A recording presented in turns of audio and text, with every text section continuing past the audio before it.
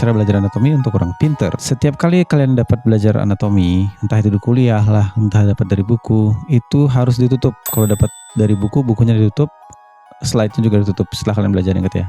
Belajar dulu baru tutup bukunya. Kemudian itu kalian harus berusaha merekonstruksi dari memori yang ada di otak kalian. Ulanglah, coba buat itu ya. Misalnya kalian belajar tentang akar-akar dari saraf ya, root dari saraf, dari C5 sampai T1.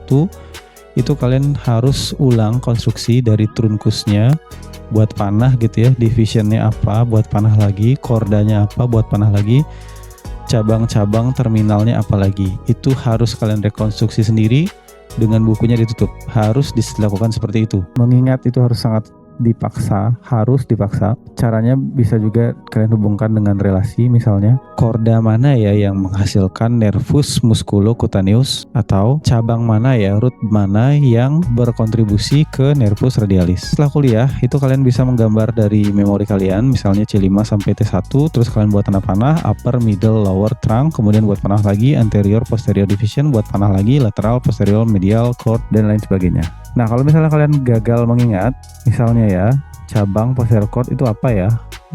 Coba dulu, usaha dulu. Kalau misalnya kalian gagal, nanti setelah kalian coba, itu baru kalian cek. Nah, kalau misalnya setelah kalian bandingkan dengan slide dari dosen atau dari buku, itu ternyata salah, itu barulah kalian perbaiki. Inilah yang akan membedakan orang yang kurang pintar dan orang pintar. Orang pintar biasanya melakukan dengan cara seperti itu. Mereka harus berusaha dengan susah payah mengingat, menutup buku, dan mengulangnya begitu ya. Tapi kalau orang yang kurang pintar, yang kurang cerdas belajarnya, mereka akan membaca ulang diagram berulang-ulang. Gambarannya, atlasnya itu dibaca ulang berulang-ulang, dan tidak pernah dilakukan rekonstruksi mandiri. Itu sangat berbahaya karena akan terjebak dalam ilusi pemahaman.